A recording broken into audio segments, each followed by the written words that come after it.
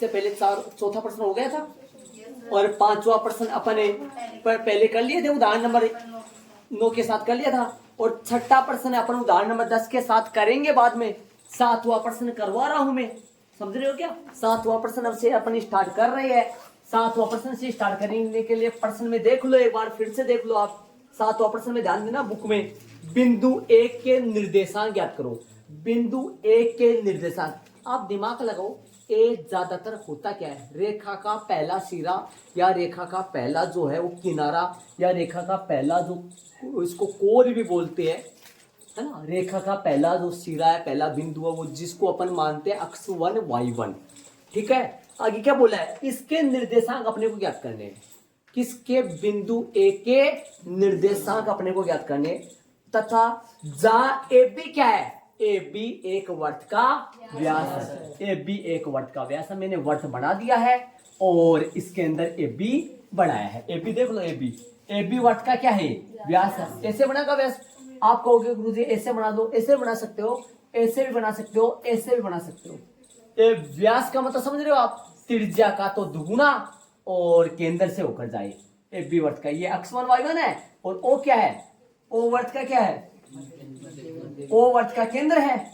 इसने बोला है प्रश्न में, देख लो आगे, जिसका केंद्र है 2-3 है। नाम तो नहीं दिया ओ, लेकिन नाम हमने दे दिया ओ, लेकिन निर्देशांक तो प्रश्न में अगले ने केंद्र के दे रखे हैं। कितने हैं?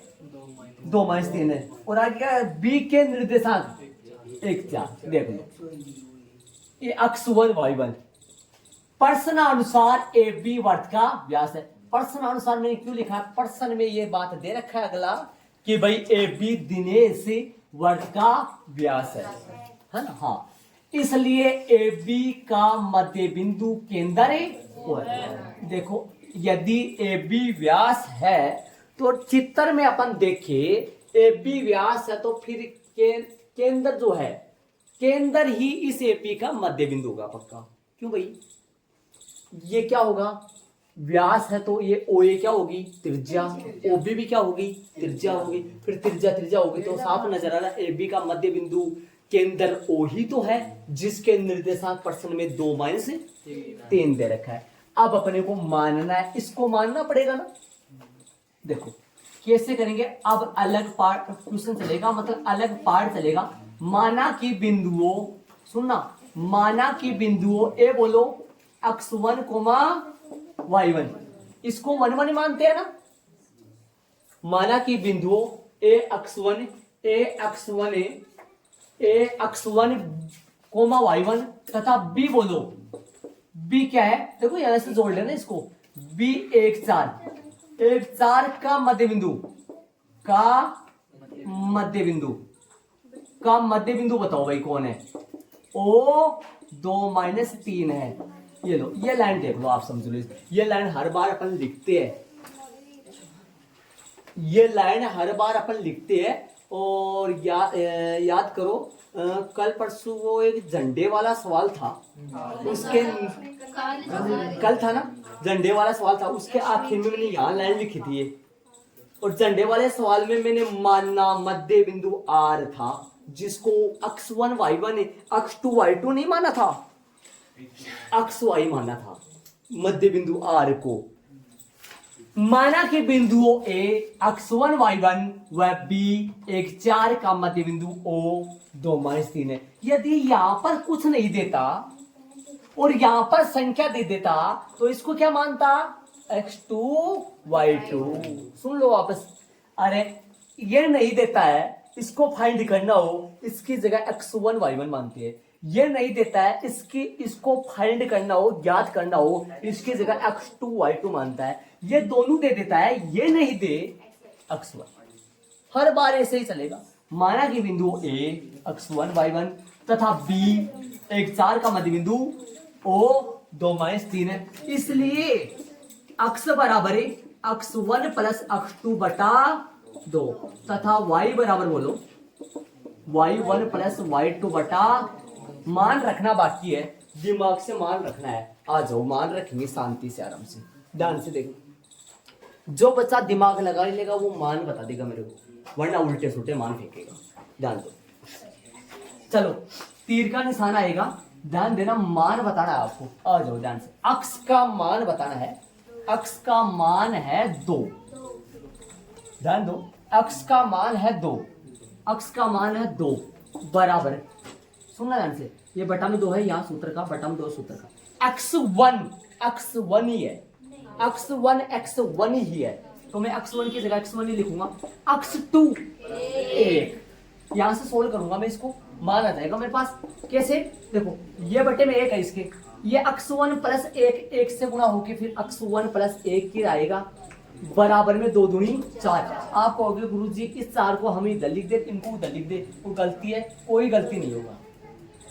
x1 का मान आएगा मेरे पास, x1 बराबर आएगा 4 माइनस 1 जो कि 3। वैसे उसको भी निकालेंगे। बोलो, y का मान मेरे पास आएगा कितना? -3 बटा 2। y1 है, y1 ही है, y1 ही है, प्लस y2 4।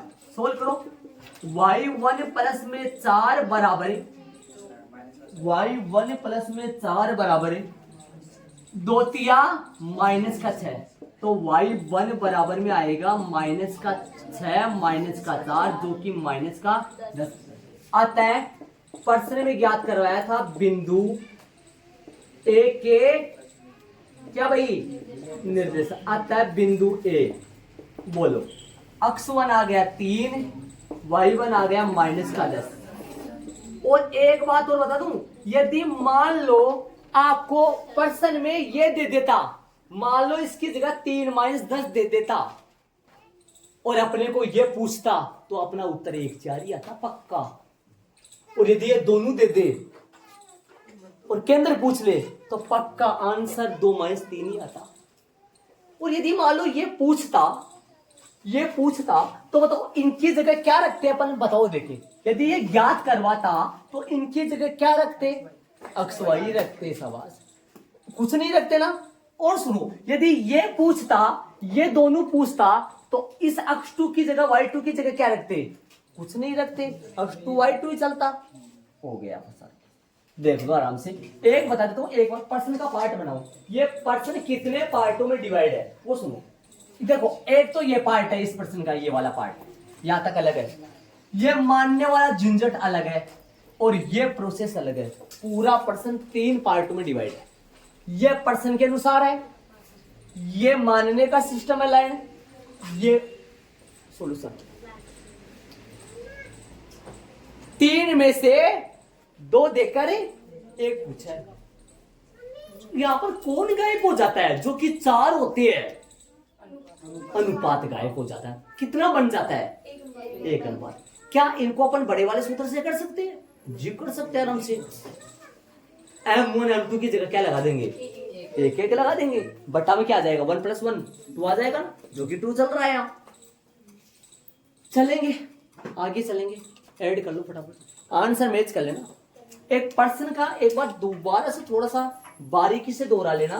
प्रश्नानुसार AB वर्त का, इसलिए AB का मध्य बिंदु केंद्र O है।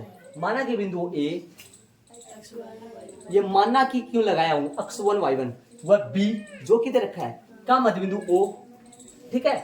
इसलिए ये इसलिए क्यों आता है यहाँ, क्योंकि मध्य बिंदु है, इसलिए ये फॉर्मूला यूज हुए।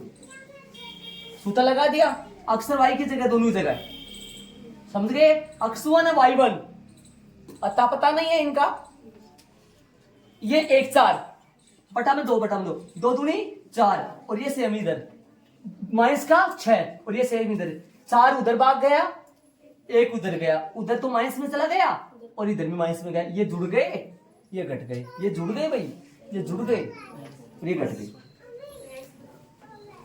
तरोताजा हो गया आराम से। प्रश्न को खोल लिया। इसका 2 प्रश्न और बन सकते हैं। इसे प्रश्न बोलूं, सुनो वापस वो प्रश्न देखो, इसी प्रश्न बोलूं, प्रश्न नया बनाऊं। प्रश्न ये है कि बिंदु B के निर्देशांक ज्ञात कीजिए। बिंदु B के निर्देशांक ज्ञात कीजिए। क्वेश्चन में देखना, बिंदु B के निर्देशांक ज्ञात कीजिए जहां AP वर्त का व्यास है, ठीक है। और जिसका केंद्र दे देगा ना, क्या दे देगा, तथा A के निर्देशांक क्या बोलेगा, ये दे देगा ना, ये देगा। और B के पूछेगा आंसर क्या आएगा, 1 4 आएगा ना पक्का। वापस बोलो, एक क्वेश्चन और बनेगा। केंद्र है, किसके निर्देशांक ज्ञात करो? ओ के निर्देशांक ज्ञात करो। किस सोल्व? देखो कई बच्चों के दिमाग में यार सर ऐसे सोल्व हो जाता है। देखो कैसे, देखो ऐसा होता है 2 दूनी 4, 4 यहां लिख दो और अक्स 1 प्लस 1। देखो इसको सोल्व करो, 4 यही है, 1 इधर आएगा, अक्स 1 3 बराबर अक्स 1। गुरुजी अक्स 1 बराबर 3 तो जरूर देखा, 3 बराबर अक्स 1 आओ लोगों। हाँ करेक्ट है, एकदम सही है, कोई रोकने वाला नहीं है। 3 बराबर अक्स 1, उधर से भी हो सकता है ऐसा। मैंने जो इधर लिखा था उनको आगे लिख दिया और जो 4 3 चल रहे थे उनको पीछे लिख दिया। बाकी सारे से ऐसे सोल्व अपन कर सकते हैं। प्रश्न के पार्ट बन गए प्रश्नानुसार, माना कि हल आंसर। ठीक है, आप चलेंगे प्रश्न नंबर 8 में। आ जाओ, प्रश्न नंबर 8 में चलेंगे। यदि ए और बी क्रमश है, यदि ए और बी क्रमश है, ए तो -2 बी 2 -4 हो तो पी के निर्देशांक, ए दे दिया बी दे दिया, पी के निर्देशांक अपने को ज्ञात करने हैं। किसके निर्देशांक ज्ञात करने हैं? पी के। प्रश्न में देखो पी कहाँ है, कैसा है, कैसा नहीं है, पी की हालत कैसी है, वो आगे देखेंगे अपन। पी बीमार है, अच्छा है, वो भी जो भी, हाँ इसमें देखो। ताकि एपी बराबर है 3/7 एबी। एपी टुकड़ा आ जाता है जब मैं एबी को 3/7 से गुणा कर दूं। समझ रहे हो? आगे सुनो। पी रेखाखंड एबी पर स्थित है। पी है ना, पी एबी पर स्थित हो। पी एबी पर स्थित है, दिमाग लगा लो। ए और बी का बीच में होगा, मध्य बिंदु नहीं है, बांटेगा कुछ कुछ। आ जाओ एक बार बोर्ड पे ध्यान दो, यहां पर आओ, ध्यान देना एक बार थोड़ा सा। एपी यही रखो, बट्टा में एबी ले आओ, ध्यान देना। एबी गुणा में है, भाग में आएगा, बराबर में 3/7। गौर करना, एपी 3 है, एबी 4 है, थोड़ा थोड़ा गौर करो। एपी 3 है ना, ध्यान देना।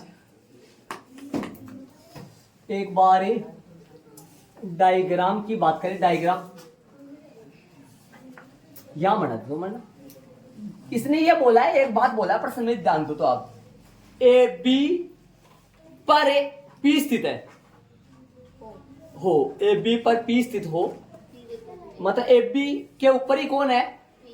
पी है। यहां से सुनना, यहां से पीपी आ जाएगा जब मैं एबी में से एपी घटा दूं। ध्यान दो, पीपी आ जाएगा जब मैं एपी में से एपी घटा दूं। देख लो सन, पीबी पता नहीं कितना है, लेकिन मेरे को एबी का पता है। एबी 7 है, एपी कितनी है? 7 है। एपी कितना है? 3 है, कितना आएगा? 4 आएगा, प्लस का 4। डायग्राम बना लो। ए यहां ए है, यहां बी है, सुनो यहां पी है, ध्यान देना। अभी ये भी पता लग जाएगा कहां से लिखूं। एपी कितना है? 3। पीपी कितना है? पीबी 4। बड़ा कौन है? पीबी। पी यहां से आएगा, इसके 3 भाग है, इसके 4 भाग है, टोटल 7 भाग है। टोटल एबी के 7 भाग है, दिमाग लगाओ। इसके 3 भाग है और इसके 4 भाग है। अब ये कितना है? 3। ये कितना है? 4।